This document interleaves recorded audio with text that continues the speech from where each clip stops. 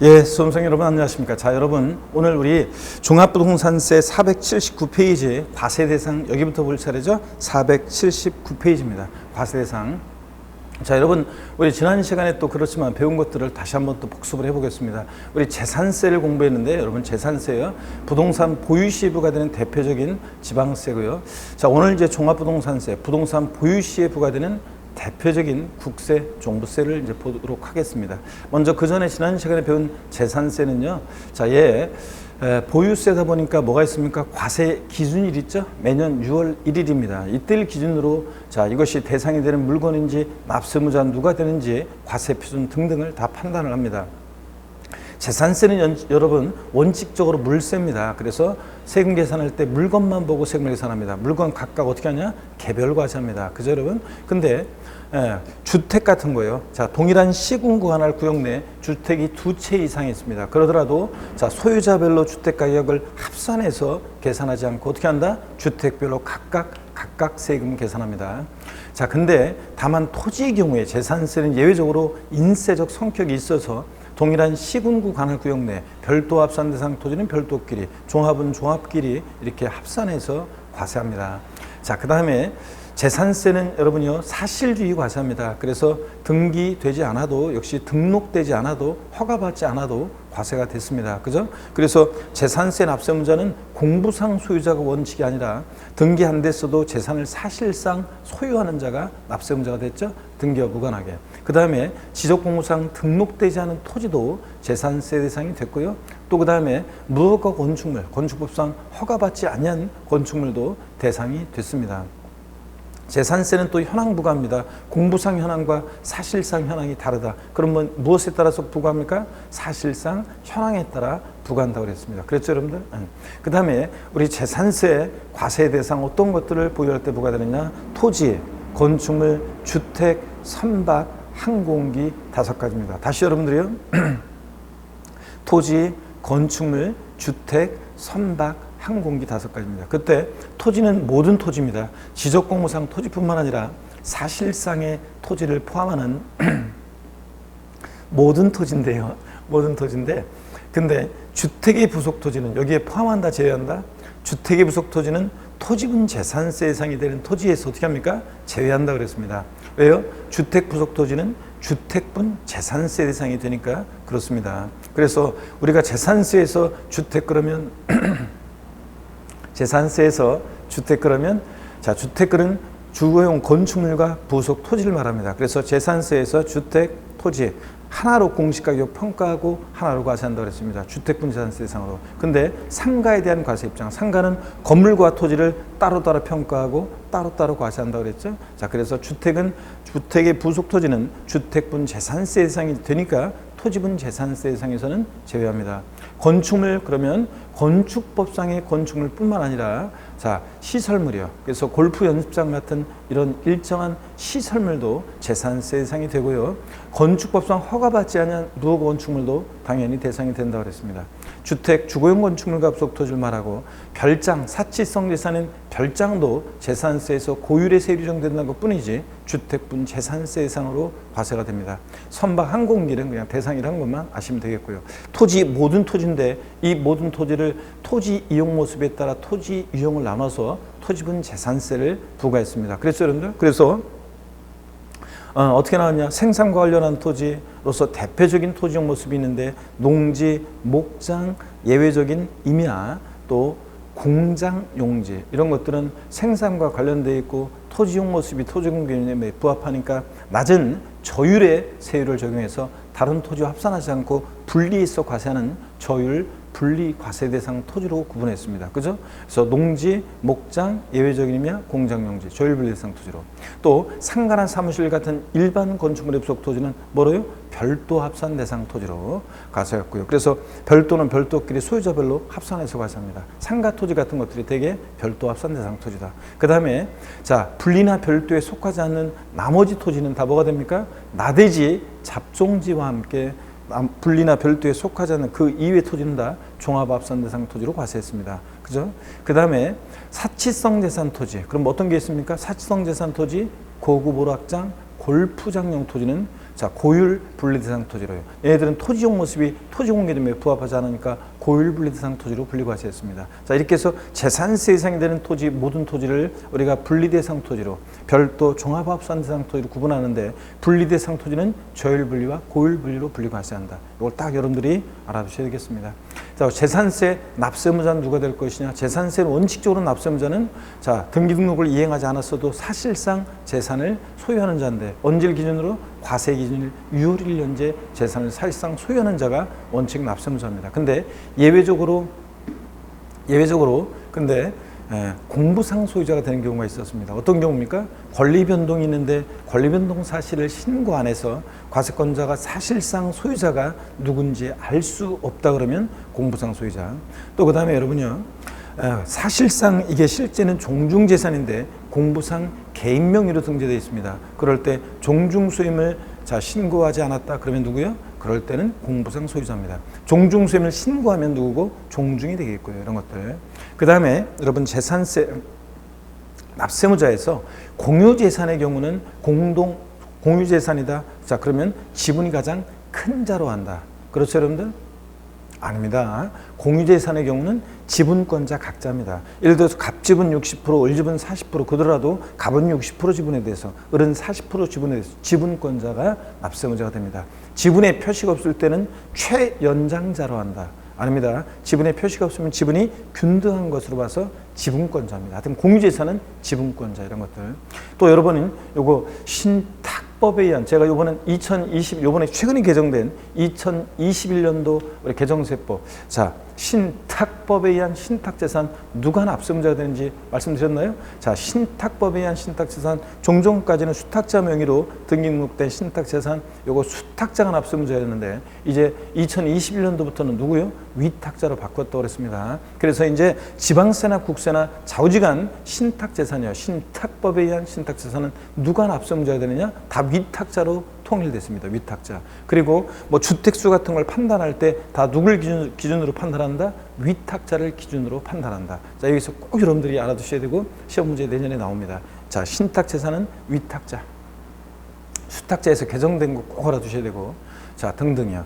그 다음에 재산세, 우리 또 세금 계산 어떻게 할 것이냐? 과세표준이요. 재산세과 세표준은 재산가액인데 개인 소유, 법인 소유 재산을 구별해야 하네요. 안 합니다. 개인, 법인 소유 구별하지 않고 항상 지자체장이 결정합니다. 보통 징수하니까. 근데 재산세, 재산가액, 자, 항상 개인, 법인 소유를 구별하지 않고 지자체장이 무엇으로 결정합니까?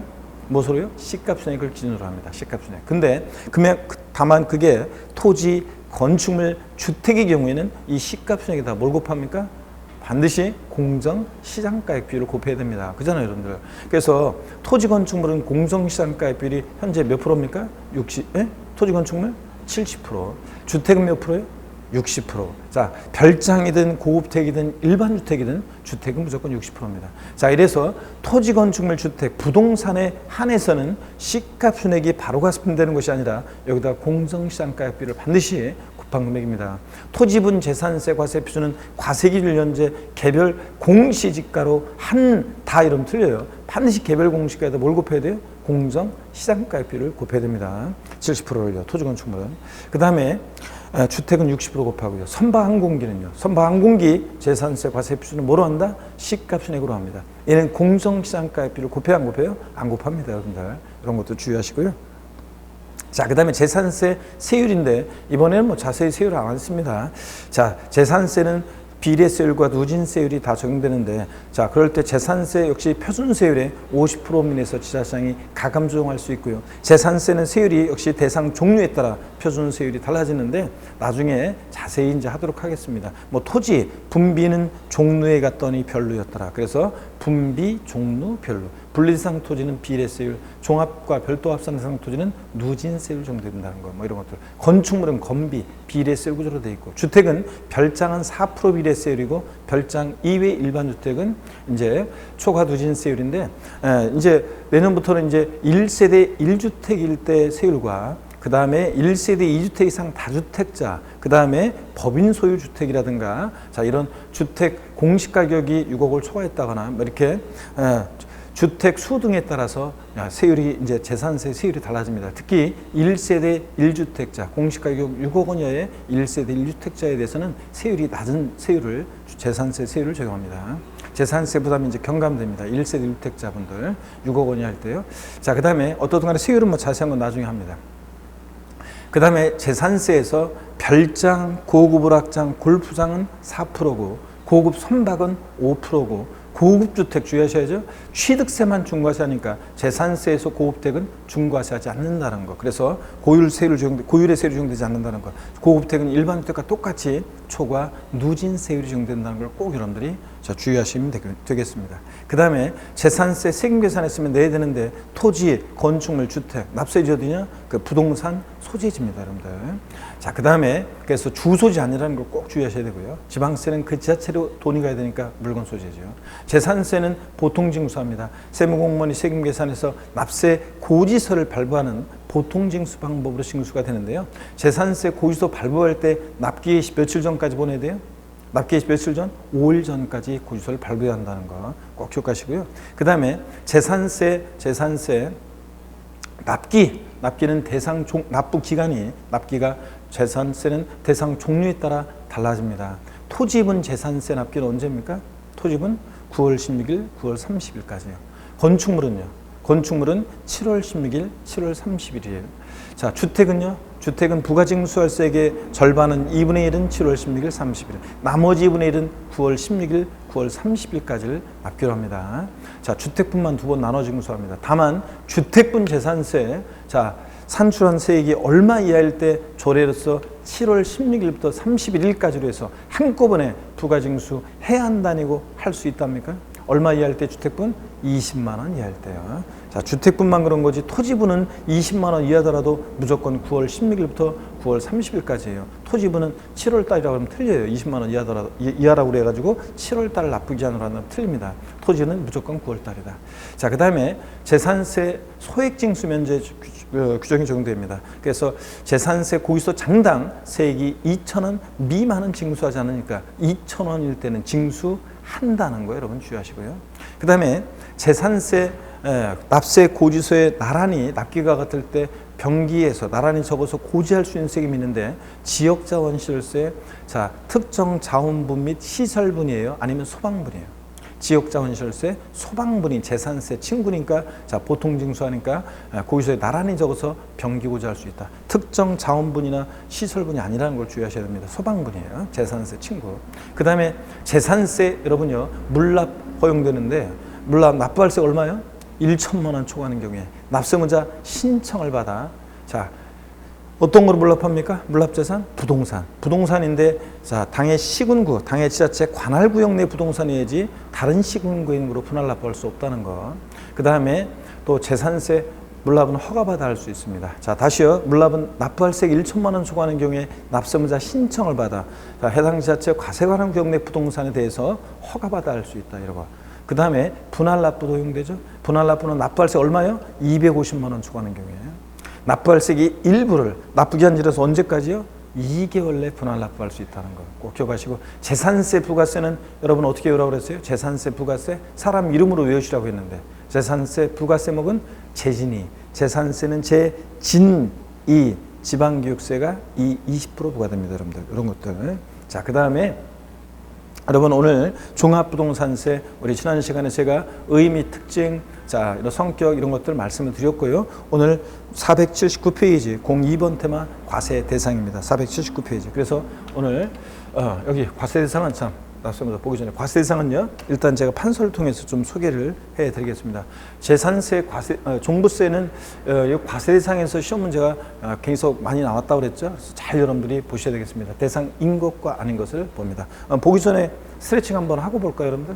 계신 곳에서 목 운동 한번 합니다. 아이고, 자, 반대로 돌리시고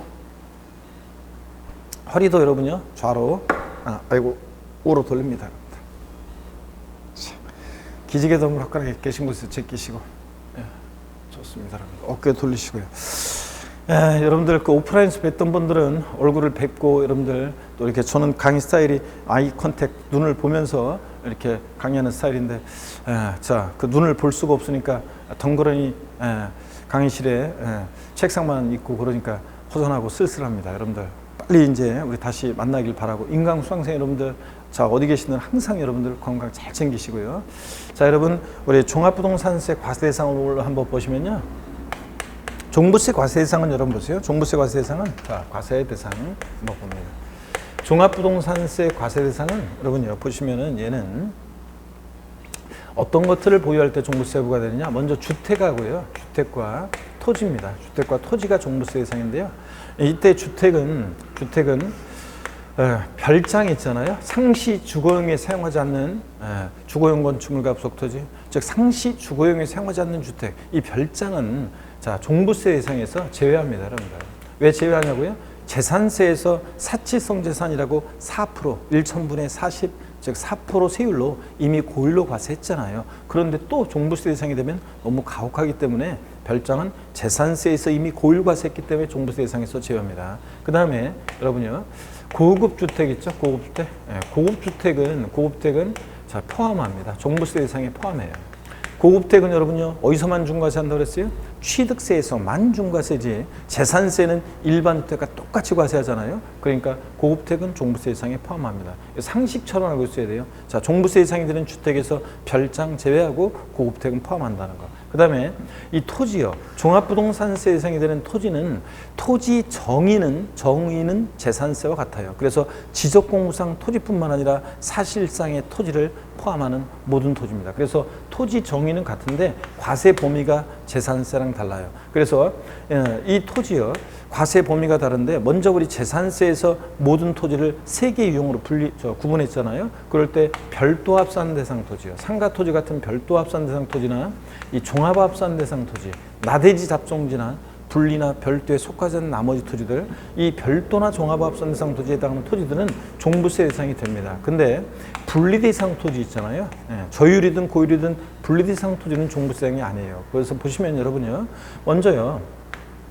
먼저 어떤 게 있냐면 농지, 목장, 그 다음에 예외적인 의미예요. 얘네들 보세요. 종합부동산세를 도입한 이유는, 부과하는 목적은 부동산 과다 보유 억제, 투기 억제하기 위해서 도입한 세금인데, 얘네들 과다 보유 억제하면 돼, 안 돼요?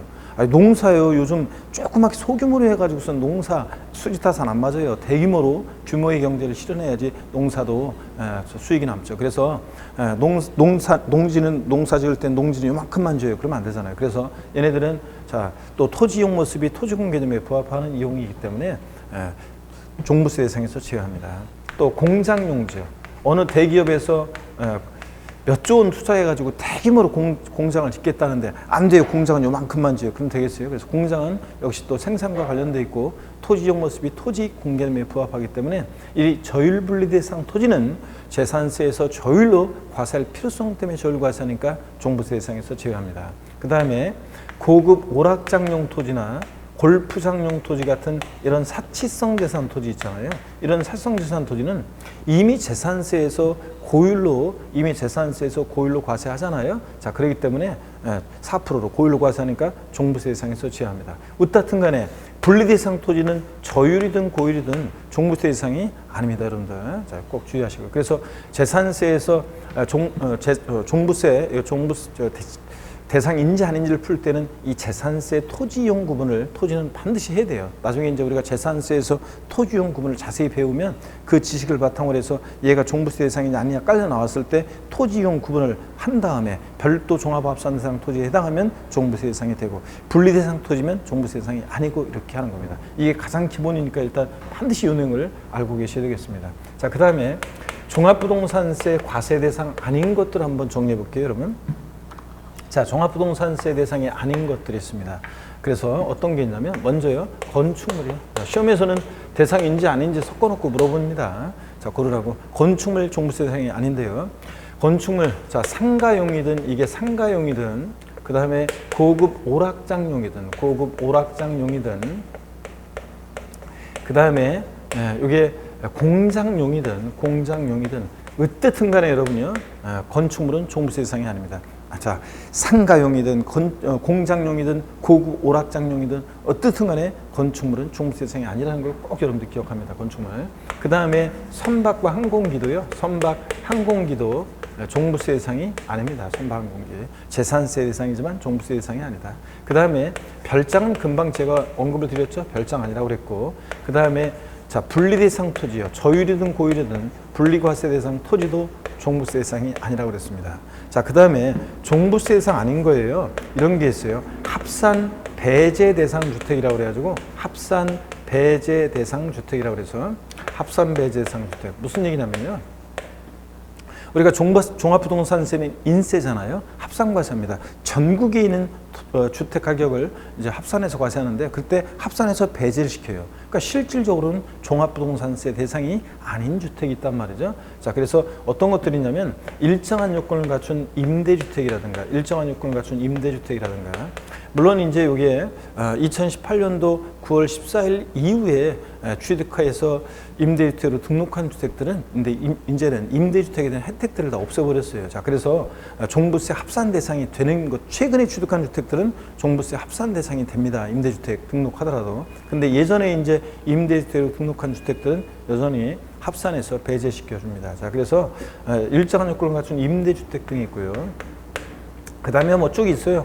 기숙사 및 사원용 주택, 종업원의 후생복지를 위한 기숙사 및 사원용 주택, 아니면 또 뭐 국가 30회 시험에 나왔지만 국가 등록 문화재 주택이라든가, 자, 또 이런 것들은 종부세 부과는 취지에 맞지 않잖아요. 또 주택 건설 사업자가 미분양 주택, 어쩔 수 없이 보유하는 미분양 주택 이런 것들 등등 제외되는 것들이 있습니다. 자, 그래서 이런 것들은 이따 교재를 통해서 보기로 하고요. 이렇게 해서 종부세 대상인 것과 아닌 것을 이걸 반드시 여러분들이 이거는 상식처럼 꼭 알고 계셔야 되겠습니다. 자, 그러면 교재를 한번 보도록 하겠습니다.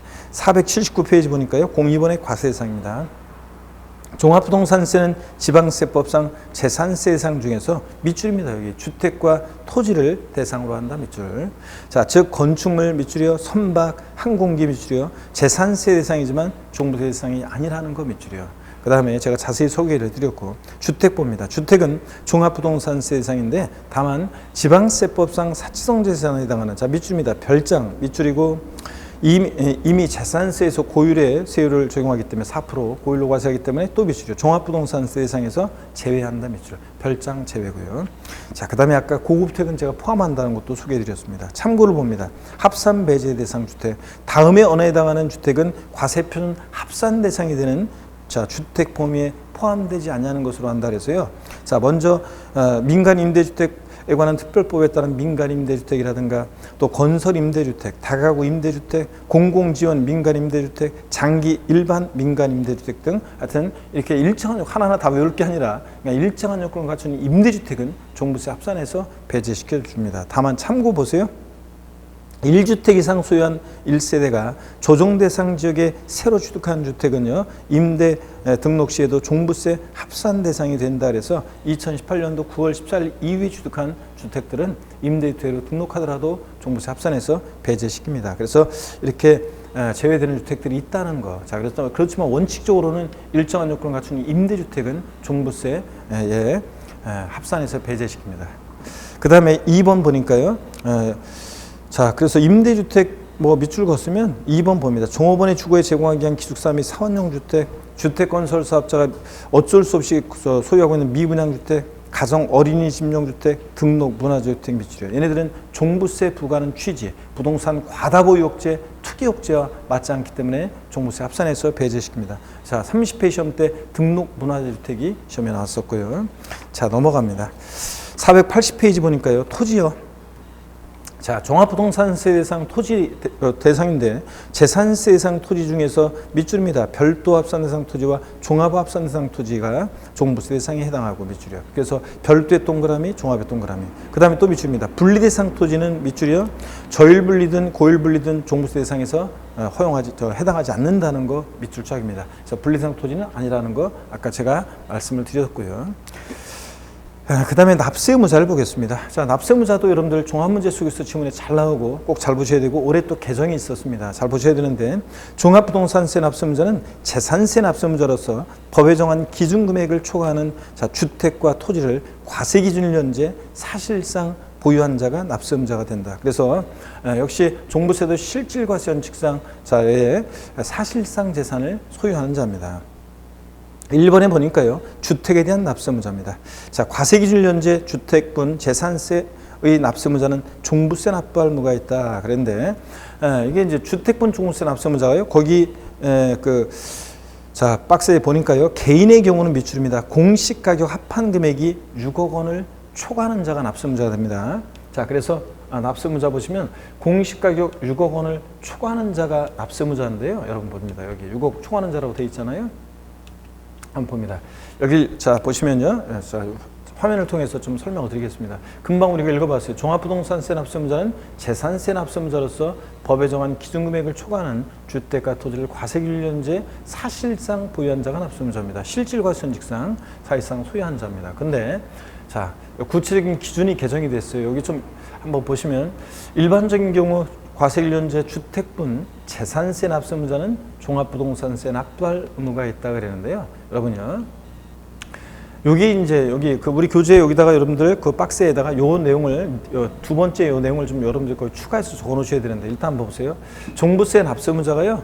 이제 개인이냐 법인이냐에 따라서 주택분은 달라져요. 한번 봅니다. 개인의 경우는 납세무자별로 공시합한 금액이 얼마예요? 6억 원을 초과하는 자가 납세무자예요.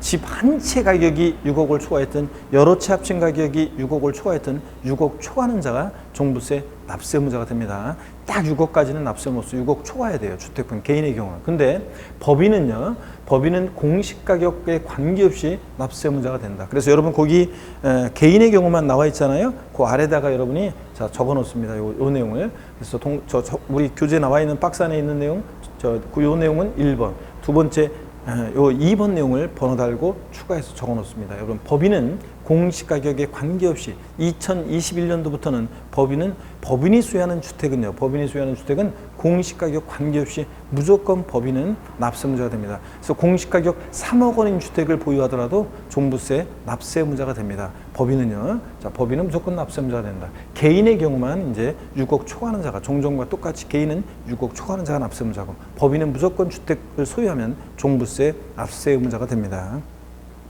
이걸 다시 한번 여러분들이 적어 놓습니다. 여러분들이 이걸 적어 놓으시고요. 자, 그 다음에 적으셨으면 2번 토지에 대한 납세의무자를 보겠습니다. 자, 토지에 대한 납세의무자는 이것도 한번 보시면요. 제가 먼저 설명을 드립니다.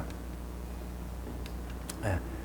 자, 토지에 대한 것도 그렇고, 자, 계속 주택에 대한 납세의무자, 요 신탁주택의 경우가 이제 또 추가됐거든요. 자, 토지 보기 전에 요거 2021년도 이제 개정세법이라 신설된 규정인데, 여러분들이 이것을 뭐 지금 적거나 그러지 마세요. 그냥 말로 한번 그냥 보시고, 이렇게 눈으로 한번 화면 보시고, 자, 이렇게 넘어가면 우리가 기본서 나오면, 우리가 다음 수 과정에서 이제 기본서 강의할 때 자세히 이제 다 나와 있습니다. 그래서 오늘은 여러분들이 이걸 꼭 굳이 적으려고 하지 않으셔도 되고, 그냥 한번 봅니다. 종부세 일반적으로 이제 아까 주택분에 대한 게 개정이 있었는데, 개인의 경우는 종전과 똑같이 6억 초과하는 자. 근데 법인은 공시가격 관계없이 3억이든 뭐 6억이든 납세무자가 된다는 거 꼭 알아두시면서 이것도 한번 봐놓습니다. 신탁주택의 경우, 이게 신설이 되는데요. 신탁법 규정에 따른 수탁자 명의로 등기 등록된 신탁재산으로서, 자, 주택의 경우, 이 신탁주택의 경우에는, 자, 위에 아까 이래도 규정에도 불구하고 위탁자가 종부세 납부할 의무가 있다. 자, 그래서 여러분요, 이 경우 위탁자가 신탁주택을 소유하는 것으로 본다 그랬습니다. 우리 재산세도 여러분 이번에 이제 2021년도부터 개정이 됐다고 그랬죠. 수탁자였다가 재산세 납세무자, 아까도 복습했네요. 누가 납세무자 된다고요? 위탁자로 바뀌었다고 그랬잖아요. 자, 이거 국세도 종부세 똑같습니다. 신탁주택의 경우는 누가 종부세 납세무자가 되냐? 누가요? 위탁자가 납세무자가 된다는 거. 그래서 위탁자가 종부세 납세무자가 된다는 걸 꼭 여러분들이, 그래서 주택 수 판단할 때도 위탁자가 신탁주택을 소유하는 것으로 봐서 위탁자를 기준으로 판단합니다. 자, 이렇게 해서 이 내용 추가된 거를 좀 여러분들이 알아두시고요. 그냥 요거는 뭐 굳이 안 적으셔도 돼요. 지금 기본서 하면 다 되니까. 그 다음에 이제 계속 이어서 보겠습니다. 자, 신탁 관련 수탁자 물적 납세 의무, 뭐 이거는 지금 이것도 역시 적지 할 필요가 없어요. 나중에 기본서는 다 나와 있으니까.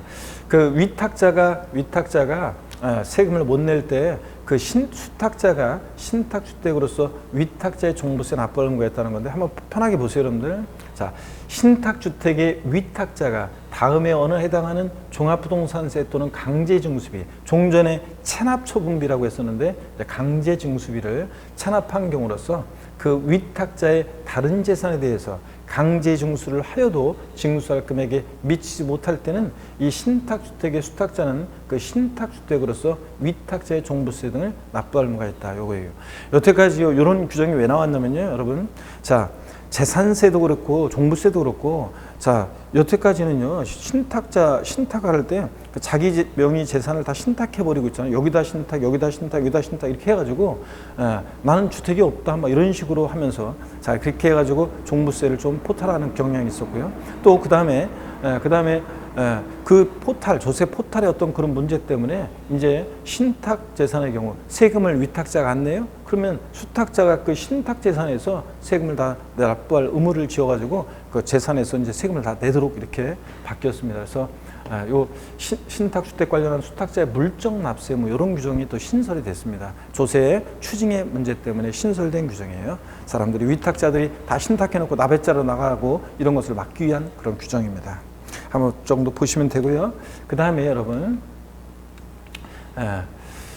자, 토지에 관한 뭐 이런 것들은 일단 이거는 뭐 신경 쓰지 마시고요. 자, 토지에 대한 것은 여러분 한번 봅니다.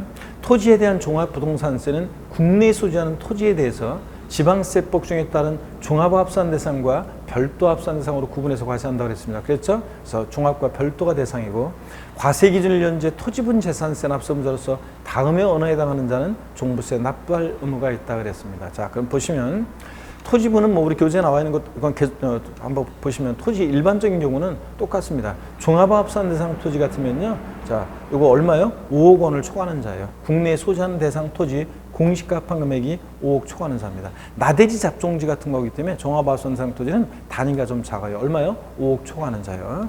자, 그 다음에 별도 합산 대상 토지는 상가 토지 같은 거라, 자, 얘는 납세의무자의 기준이요, 그 가격이 커요. 얼마요? 80억 초과하는 자입니다. 별도 합산은 80억 초과하는 자, 공시가 합한 금액이 80억 초과하는 자. 그래서 여러분 교재 거기에 480페이지 2번 토지에 대한 납세의무자에서 그 박스 안에 바로 봅니다. 동그라미 1번, 자, 종합합산 대상인 경우 종합의 동그라미고, 그 다음에 공시가 합한 금액 5억 초과하는 자 밑줄이요. 동그라미 2번 별도 합산 대상 토지 별도의 동그라미고, 자, 공시가 합한 금액 80억 초과하는 자 밑줄이요. 이렇게 해서 이 기준은 정확히 알아셔야 됩니다. 다시요, 종합부동산세 납세의무자는, 자, 여러분 주택분의 경우, 개인의 경우는 공시가 합한 금액 얼마? 6억 원 초과하는 자. 법인은요, 법인은 얼마 초과해야지 납세의무자가 돼요? 법인은 공시가격 관계없이 무조건 납세의무자가 되고, 주택을 보유할 때 법인은.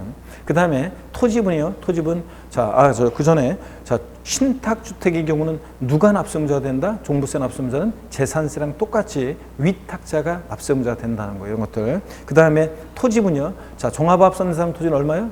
5억 원 초과하는 자. 별도 합산 얼마? 80억 초과하는 자가 납세의무자다. 이거 꼭 여러분들이 아셔야 되겠습니다.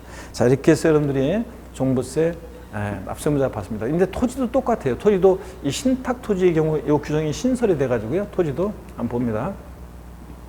토지도 수탁자 명의로 등기 등록된 신탁 재산, 신탁 토지요, 똑같아요. 자, 위탁자가 납세의무자가 된다는 거. 그래서 위탁자가 신탁 토지를 수여한 것으로 본다. 하여튼 좌우지간 여러분 어려울 거 하나도 없어요. 이제 올해 더 쉬워졌어요. 지방세나 국세나 신탁 재산은 누가 납세의무자가 된다? 위탁자가 납세의무자다. 이런 것들. 자, 그 다음에 또 요 신탁 토지에 관련해서 수탁자 물적 납세, 뭐 세금 추징의 문제 때문에 다 신탁해버리고 나 아무것도 없는데 뭐 이렇게 하는 걸 막기 위해서 수탁자가, 이 위탁자가 세금 안 내면 그 신탁 토지에서 세금 납부할 의무를 이제 지도록 하고 있습니다. 자, 똑같습니다. 나중에 기본서 나오면 다 볼 거예요. 적지 않으셔도 돼요. 자, 그 다음에 여러분요, 요 정도 우리가 이렇게 봤고요. 그래서 한번 보겠습니다. 계속 이어서, 이건 우리가 엉뚱한 게 지금 들어가 있네요. 자, 종합부동산세 과세표준 및 세율을 한번 보도록 하겠습니다. 자, 481페이지인데요. 자, 과세표준 및 세율입니다. 종합부동산세 세금 계산을 어떻게 할 것이냐 한번 보도록 하겠습니다. 종부세 세금 계산을 어떻게 할 것이냐 한번 보시면, 자, 일단 요건 좀 이따 보기로 하고, 종부세 과세표준 및 세율인데 481페이지 한번 보겠습니다. 과세표준을 보시니까요. 먼저 주택에 대한 과세표준입니다. 예, 동그라미 1번이요. 제가 한번 읽어볼 건데 여러분요. 읽어볼 건데 편하게 여러분들은 한번 보세요. 나중에 또 우리가 정교하게 또 하도록 하겠습니다.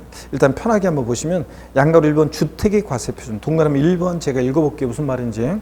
주택에 대한 종합부동산세 과세표준은 납세무자별로 주택 공시가격 합산한 금액이요. 가로 안에 과세기준을 연재 세대원 중 1인이 해당 주택을 단독으로 소유한 경우로서 1세대 1주택자의 경우에는 그 합산한 금액에서 자, 3억 원을 공제하고 또 여기서 6억 원을 공제해요. 납세무자가 법인 또는 법인으로 보는 단체로서 종부세법 9조 2항에 세율이 적용되는 경우 제외 이렇게 돼 있고요.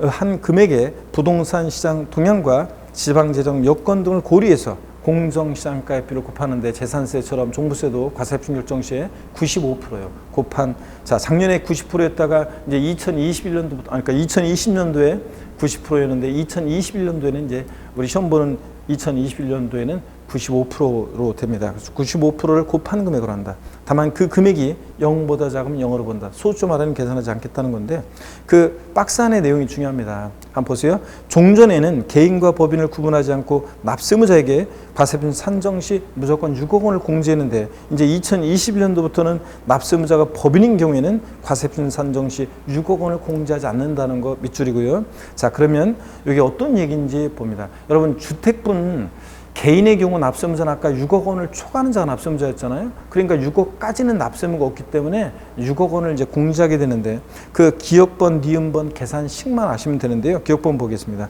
자, 주택분 과세표준 일반적으로는 공시가판 금액에서 6억 원을 공제한 금액인데 6억 원을 왜 빼주냐고요? 아까 6억 초과하는 자가 납세무자니까 6억까지는 납세무 없으니까. 근데 6억 원을 공제한 금액으로 한 다 마침표 이러면 틀려요. 주택분 종부세 과세표준은 공시가판 금액에서 6억 공제한 금액에다가 반드시 뭘 곱하냐면 공정 시장가액비라는 걸 곱해야 됩니다. 몇 프로요? 95%요. 자, 그럼 한번 볼게요, 여러분들. 자, 어떤 얘기인지 한번 보겠습니다. 주택분 종부세. 자, 과세표준을 보시면요, 여러분. 먼저 예를 한번 들어볼게요. 첫 번째 우리가 본 거 예를 한번 들어보면 갑이라는 사람이 있고 을이 있습니다. 1세대원이 있어요. 어떤 1세대원이 있는데 1세대원이 있습니다. 1세대원이 있는데요. 네, 1세대원이 있습니다. 이렇게 이쪽에. 자, 1세대원이 있는데 다른 뭐 세대원은 없다고 하겠습니다. 설명의 편의상. 공시가격으로 갑이 공시가격으로 10억 원인 주택을 보유하고요. 을은 공시가격으로 4억 원인 주택을 보유합니다. 개인이죠, 개인. 자, 그럴 때 이 집은 1세대 지금 몇 주택이에요? 2주택입니다. 1세대 2주택이고요. 자, 그럴 때 을은 종부세 납세무자가 되겠습니까, 여러분? 을은 종부세 납세무자 돼요? 을은 종부세 납세무자가 되지 않습니다. 왜냐하면 부부도 개인별 합산이잖아요, 개인별. 자, 그러니까 종합부동산세는 개인별 합산하니까 6억 초과하지 않았으니까 납세무 없습니다. 근데 갑은 6억 원 초과했으니까 납세무자가 됩니다. 그럼 갑에 대한 종부세 계산 어떻게 하느냐? 공시가판 금액에서요. 10억이죠. 여기서 얼마를 빼요? 공시가판 금액에서 6억 공제합니다. 3억 기초공제 안 해줘요. 자, 봅니다. 공시가판 금액에서 6억 공제하고 여기다가 끝나면 안 되고 반드시 공정시장가액비로 곱합니다. 몇 프로요? 95%를 곱합니다. 안 곱하면 틀려요. 시험에서 주택분 종부세 과세표준은 공시가판 금액에서 6억 원을 공제한 금액으로 한 다 마침표 이러면 틀립니다. 여기다가 반드시 공정시장가액 90% 5%를 곱한 금액으로 합니다. 그러면 10억에서 6억 빼니까 4억이고 4, 9, 36, 자 4, 5, 20 그러니까 얼마입니까? 3억 얼마입니까? 이거 자 4, 9, 36 3억 얼마입니까? 네? 자 3억 8천이 되겠죠, 여러분? 3억 8천만 원이 이게 과세표준 금액이 됩니다. 자, 주택분 종부세 과세표준이요. 어떤 수강생분이 그랬어요. 우리가 지금 뭘 배우고 있는 거냐면 과세표준 결정을 어떻게 하느냐. 과세표준을 배우고 있잖아요. 근데 어떤 수강생분이 실제 싫어해요. 저 쉬는 시간에 제가 가는데 조용히 따라오더니 아까요 그 수업 시간에 아니 3억 얼마씩이나 세금 내나요? 이렇게 물어본 분이 계시는데 여러분 자 공시가격 10억짜리 주택 갖고 있는데 1년에 3억 8천씩 세금을 내면 이 사람 몇 년 만에 바로 그냥 집 팔아야 되겠네요. 자, 그렇기 때문에 요거는 과세표준이고 여기다 해당되는 세율을 적용하는 겁니다. 자, 이렇게 해서 1세대 2주택일 때, 다주택일 때 종부세 과세표준 어떻게 구하는지 소개해드렸습니다. 자, 그 다음에 또 한번 볼게요. 이번에는 거기 두 번째입니다. 니은번이요. 단독 소유 1세 1주택자에 대한 과세표준입니다. 얘는 보세요. 공시가합한 금액에서 3억 원을 기초공제합니다. 단독 소유 1세 1주택자는. 그래서 3억 기초공제하고 또 여기서 얼마를 공제하면 6억 원을 공제합니다. 그 다음에 여기다가 공정시장가액비율 95% 곱합니다. 그러면 자, 예를 들어서 한번 보세요. 어떤 1세대원이 있는데 갑과을 1세대원이 있습니다. 자, 다른 세대원은 주택이 없고요. 1세대원 갑과 을이 있는데, 자, 1세대 1주택이에요. 그리고 갑 단독 소유로 되어 있어요. 갑 단독 명의로 되어 있습니다. 단독 소유로. 자, 그랬을 때 단독 소유 1세대 1주택인데요. 자, 이 공시가격 10억짜리 주택입니다. 그러면 1세대 1주택입니다. 단독 소유예요. 그러면 종부세 과세표는 어떻게 구하냐면 먼저 갑은 종부세 납세자가 됐는데 어떻게 구하느냐? 공시가격 합한 금액에서요. 10억이죠. 여기서 얼마를 빼요? 3억 기초공제를 해줍니다. 자, 그 다음에 또 여기서 얼마예요? 여기서 또 6억 원을 공제합니다. 6억 원을 공제. 그래서 단독 소유 1세 1주택자는 이게 실질적으로는 9억 원을 공제합니다. 자, 그 다음에 그래서 9억까지는 납세무가 없어요. 단독 소유 1세 1주택자는 공시가격으로 해서. 자, 그 다음에 여기서 끝나면 안 되고 얘도 반드시 여기다가 공정시장가비율을 95% 곱합니다. 자, 그러니까 요거 10억에서 9억 빼니까 1억이고 1억에 95%니까 9,500만 원. 자, 9,500만 원이 이렇게 과세 표준이 된다 그런 얘기입니다, 여러분들. 자, 이렇게 이해하시고. 근데 개인의 경우나 이렇게 지금 6억 공제하고 저 실제로 또 9억 공제하고 이런 거지. 법인의 경우는 이 공제되는 금액이 없어요. 자, 그래서 법인은 그냥 바로 그냥 공시가격 합한 금액에다가 바로 공정시장가액비율 95% 곱해서 과세표준을 구하게 됩니다. 6억 공제, 9억 공제 이런 게 없어요. 법인 소유는. 자, 이렇게 해서 이거를 이해하시면 되겠습니다. 자, 그 다음에 481페이지 주택분에 대한 종부세 과세표는 어떻게 구하는지, 법인과는 어떤 차이점이 있는지 이 정도만 여러분이 비교해서 알아두시고 오늘 가시면 되겠습니다. 나머지 내용들은 자, 지금은 넘어가시고요. 482페이지입니다. 토지의 경우 과세표는 보겠습니다. 토지 과세표는요. 종합합산대상 토지 같으면요. 바로 그냥 거기 바탕세 계산식을 바로 봅니다. 공시가합한 금액에서 얼마요? 5억 공제합니다. 왜 5억을 공제합니까? 5억 초과하는 자가 납세무자니까 5억까지는 납세무가 없잖아요. 그래서 공시가합한 금액에서 5억 공제한 금액으로 한다 그러면 얘도 틀리고 여기다가 공정시장가액비율 몇 프로요? 95% 곱한 금액이고 재산세하고 달리 종부세는 공정시장가액비율이 토지분이든 주택분이든 다 똑같아요. 토지든 주택이든 다 95% 곱한 금액입니다. 자, 별도 합산대상 토지도 바로 계산식 바탕세식만 아시면 돼요. 공시가합한 금액에서 80억 공제합니다. 80억 초과하는 자가 납세자니까 80억 공제한 금액에다가 또 여기서 끝나면 안 되고 얘도 공정시장가액비율 몇 프로요? 95% 곱한 금액입니다. 이렇게 구한다는 거 식을 한번 의미들을 이해해 두시고 주택분에 대한 것만 좀 잘 알아두시면 되겠습니다. 자, 그 다음에 482페이지 종부세 세율 및 세액인데요. 세율에 대해서 이제 요 세율이 2021년도에 이제 세율이 개정된 세율이 정됩니다. 종종과 달리 2020년과 달리 2021년도 개정이 되는데요. 오늘 여러분들이 세율을 외우고 그럴 필요 전혀 없습니다. 자, 종합부동산세는 세율이 초과누진 세율 구조로만 되어 있는데 거기 주택 수 등에 따라 세율이 달라져요. 그래서 동그라미 그러니까 482페이지 세율 및 세액에서 양가로 1번 주택에 대한 세액, 동그라미 1번 세율이요. 기억번 주택에 대한 종합부동산세는 다음과 같이 소유한 주택 수에 따라 과세표준의 세율을 정해서 계산한 금액을 그 세액으로 한다. 이렇게 해서요. A번에 보니까 2주택 이하를 소유했다. 조성상 지역 내 2주택을 소유한 경우 제외하고 2주택 이하다 그러면 0.6에서 3%까지 빵63 6단계 초과누수율입니다. 자, 그래서 여러분들 지금 외울 게 아니고요. 483페이지 동그라미 B번 3주택 이상 소유하거나 조정 대상 지역 내 2주택일 때는 1.2에서 2%부터 6%까지 1, 2, 6 이렇게 1.2에서 6%까지 6단계 초과누수율을 정합니다. 또 동그라미 C번 법인 납세무자가 법인 또는 법인을 보는 단체의 경우에는 2주택 이하는 3%, 3주택 이상 소유하거나 그랬을 때는 무조건 6% 이렇게 적용합니다. 그래서 한번 여러분들이 이렇게 세율을 외우려고 하지 말고 아유 머리 아프다 이러지 말고 그냥 한번 보시면 되겠습니다. 주택 수 등에 따라 세율이 달라진다는 거 이 정도 보시고요. 그 다음에 거기 참고 내용 아래에 보니까 니은번 주택분 과세 표준 금액에 대해서 해당 대상 주택의 주택분 재산세로 부과된 세액 쫙 밑줄입니다. 요거 시험에 이게 이제 28회 때도 나왔었는데, 이게 또 이제 1회 시험에서 또 나왔는데요. 니은번 밑줄입니다. 주택분 과세 표준 금액에 대해서 해당 대상 주택의 주택분 재산세로 부과된 세액, 가로도 계속 밑줄입니다.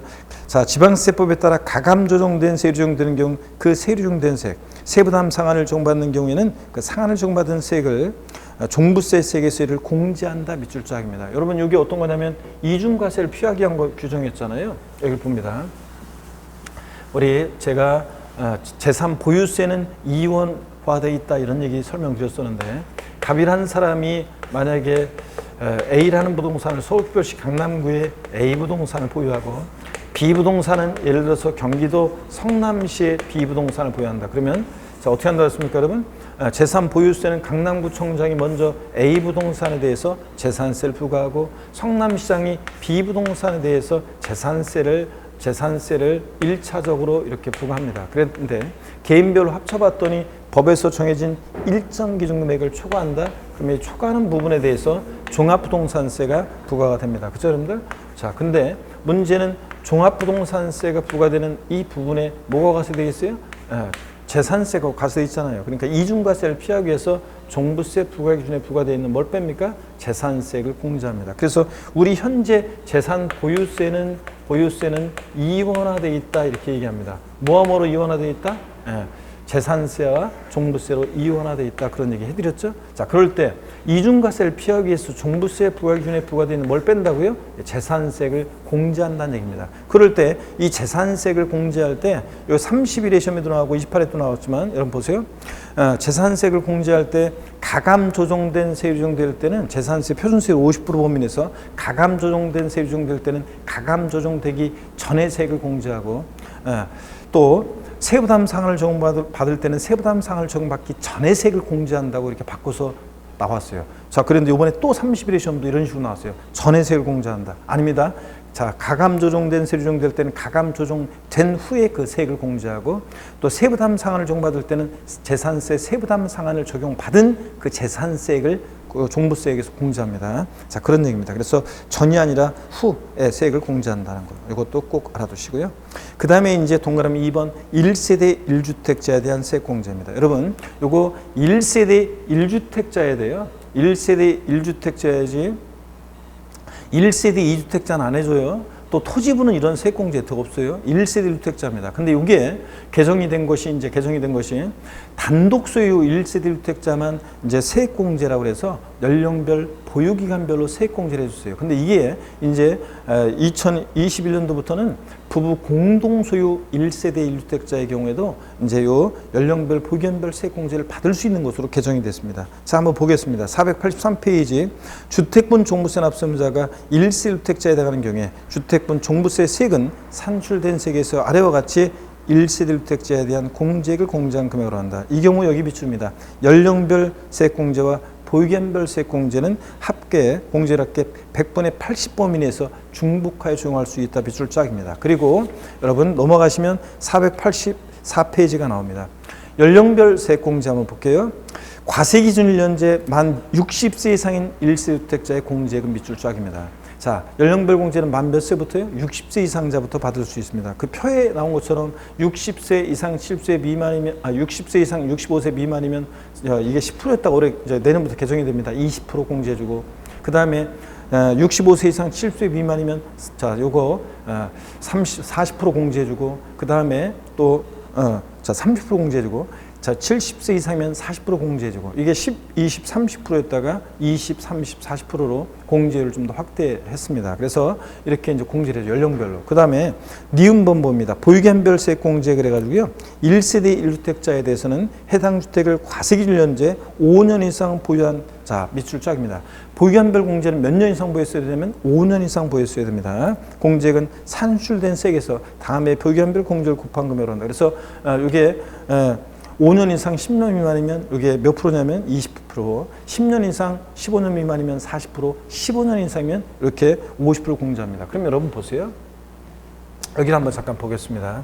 무슨 얘기냐면 이 연령별 공제와 보유기간별 공제요. 자, 1세대 1주택자 핵심은 이겁니다. 1세대 1주택자에 대해서 1세대 1주택자에 대해서는 종합부동산세 세액공제 혜택이 있는데, 이게 이제 연령별, 여기에 단독 소유만 됐었는데, 이제 단독 소유뿐만 아니라 부부 공동 소유도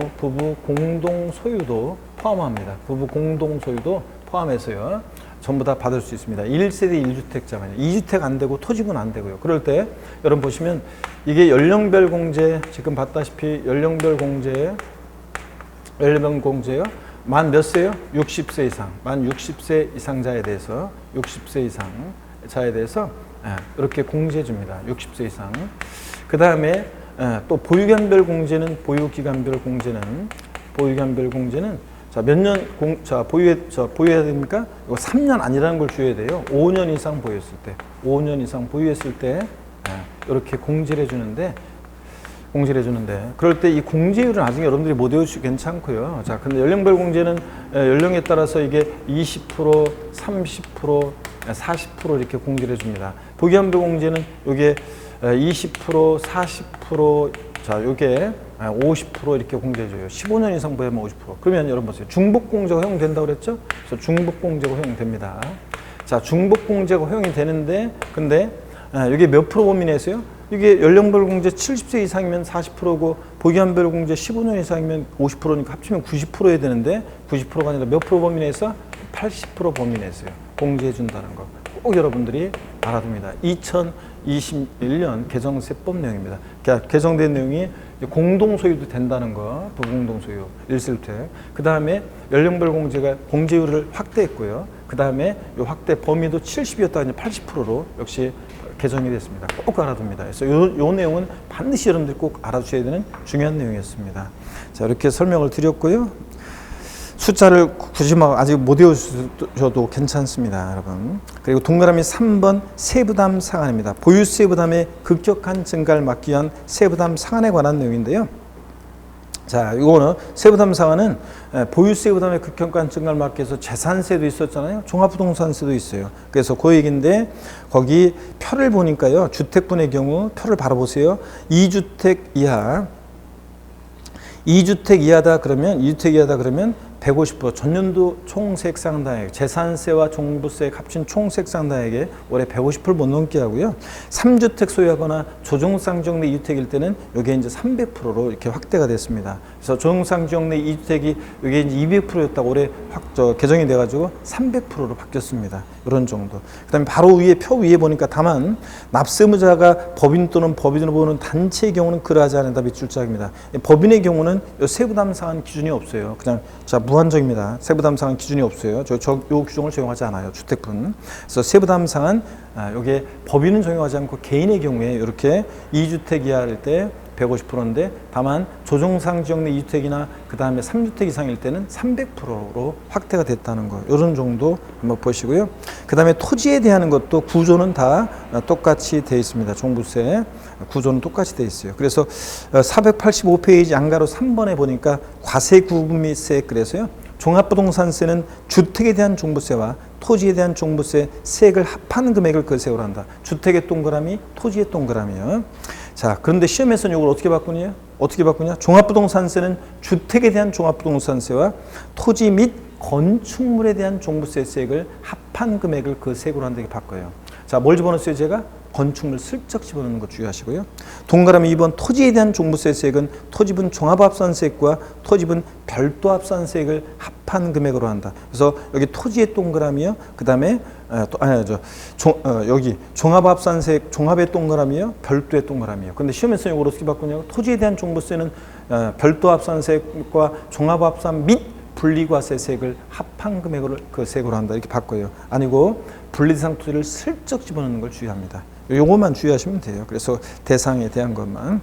그 다음에 486페이지로 갑니다. 납세 절차입니다. 잠시 쉬었다가 여러분 납세 절차 또 중요한데 여기부터 본격적으로 설명을 드리겠습니다. 잠깐 쉬겠습니다.